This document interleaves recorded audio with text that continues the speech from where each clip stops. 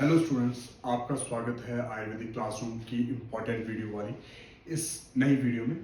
तो देखिए, अग्निकर्म विधि अध्याय के बारे में आज हम बात करने वाले हैं। बिल्कुल 10 मिनट में मैं आपको सभी इम्पोर्टेंट क्वेश्चन जो अग्निकर्म विधि अध्याय से बनते हैं बता रहा हूँ। देखिए, पिप्पली अजाशकृत दंत शरशलाका, पिप्पली अजाशकृत गोदंत शरशलाका का उपयोग किया जाता है, त्वक दहन आदि किया जाता है।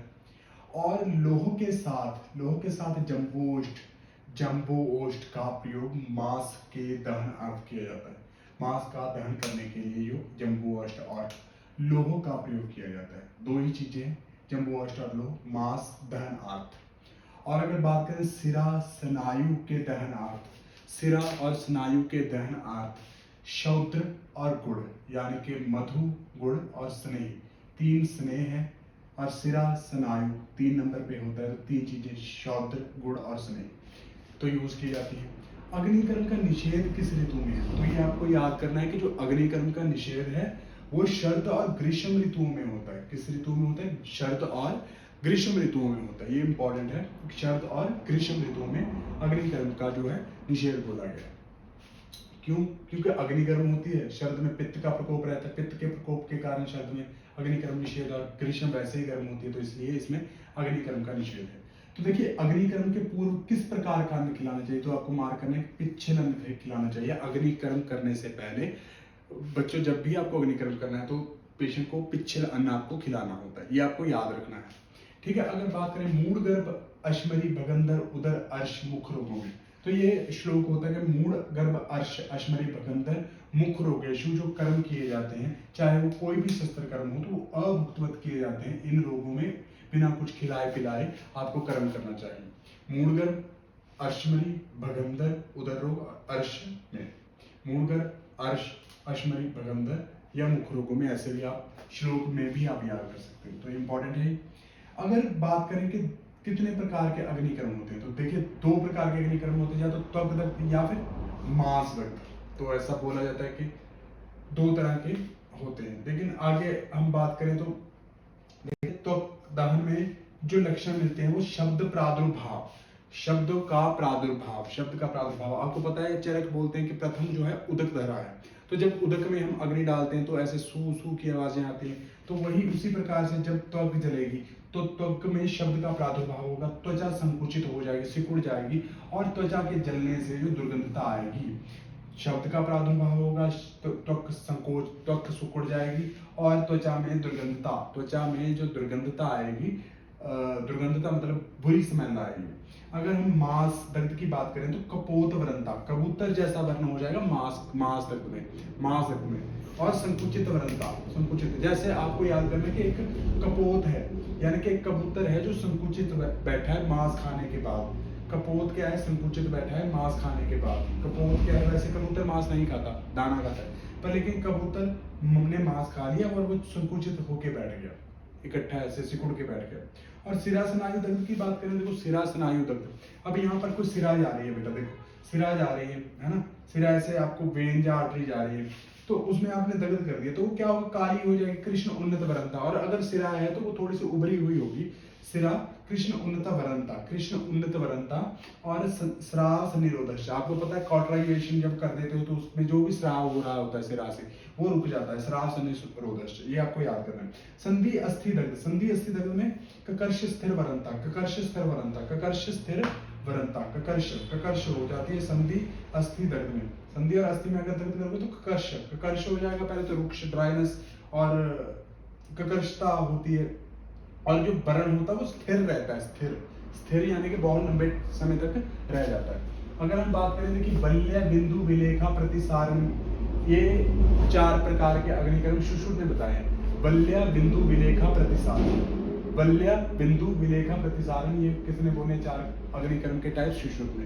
अब जो भागवत है वो 3 एक्स्ट्रा मानते हैं। कौन कौन से मानते हैं? देखो बेटा, अर्धचंद्राकार क्या है? ऐसे आपको याद करना है कि आधे चांद की शेप का। और अष्टपाद कैसा? ऐसे अष्टपाद।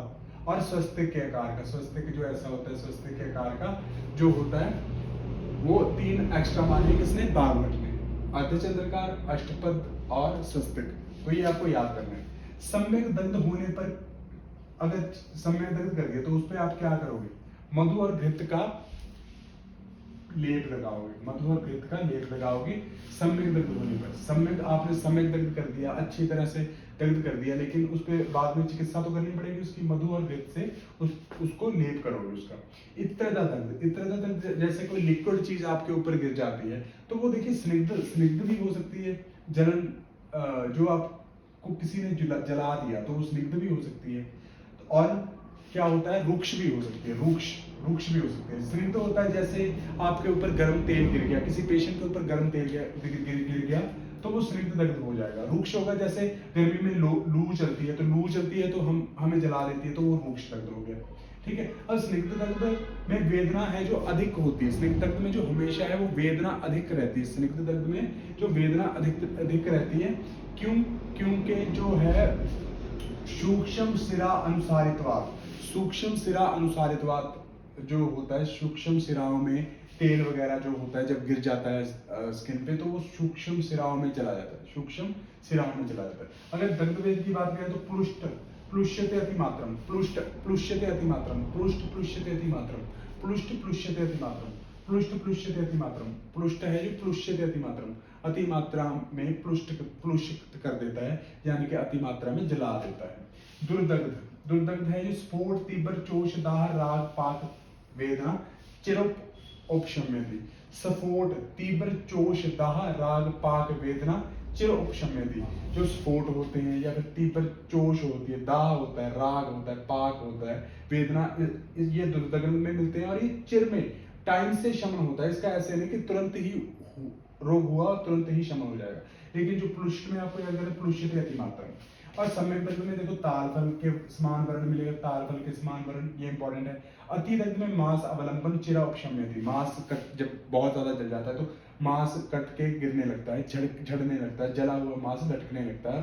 ये जो वर्ण होते हैं वो चिर से उपशमन होते हैं, मांस अवलंबन चिर उपशम्यति, तो ये इंपॉर्टेंट है। और अगर हम यहाँ पर बात करें, देखिए प्लुष्ट, दुर्दग्ध और सम्यक दग्ध और अति दग्ध की जो चिकित्सा है, देखिए प्लुष्ट में जो औषधि दी जाती है वो ऊषण दी जाती है, ऊषण औषधि दी जाती है।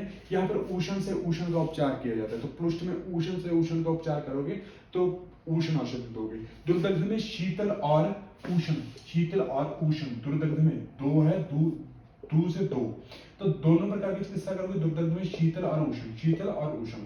और अगर बात करें हम सम्यक दग्ध में, सम्यक दग्ध में तो आप पित्तज विदग्धिवत चिकित्सा करोगे, और अति दग्ध में आप पित्तज विसर्प के समान चिकित्सा करोगे। सम्यक दग्ध में पित्तज विदग्धिवत और सम्यक अति दग्ध में, और जब अति दग्ध हो तो उसमें आप पित्तज विसर्पवत चिकित्सा करोगे। और इसका जो व्रण है उसको गुरुच्ची आदि पत्थर से कवर कर दोगे। अब देखिए यहाँ पर हमने किया है कि पिपली गोदंत शर्शलाका त्वग्दहनात् प्रयोग किए थे, मांस दहनात् जम्बूष्ट और लोह, सिरा स्नायु दहनात् शौदर या गुड़ का प्रयोग किया था। अग्निकर्म निषेध है शरद व ग्रीष्म ऋतुओं में, पिच्छलन खिलाना चाहिए रोगी को अग्निकर्म कराने से पहले। मूल गर्भ अर्श अश्मरी बगंदर मुख रोगों में अभुक्तवत कर्म करना चाहिए। और हमने त्वग दग्ध, मांस दग्ध, सिरा स्नायु दग्ध के लक्षण हमने देख लिए। और विल्य बिंदु विलेखा प्रतिसारण अग्निकर्म चार ये सुश्रुत ने बोले, जबकि अर्धचंद्रकार अष्टपाद स्वस्तिक ये बोला है बागवट ने। सम्यक दग्ध होने की चिकित्सा मधुघृत इतरे दग्ध, दो प्रकार के स्निग्ध रुक्ष हो गए। दग्ध के भेद प्लुष्ट, दुर्दग्ध, सम्यक दग्ध, इसके लक्षण हो गए और उनकी चिकित्सा होगी। बेटा यहाँ तक आपको अच्छे से रखना है, इसमें से क्वेश्चन आने के चांसेस रहते हैं, बहुत इंपॉर्टेंट टॉपिक है, आपको हर रोज ये टॉपिक रिवाइज करने रहते हैं। धन्यवाद, बने रहिए आयुर्वेदिक क्लासरूम के साथ।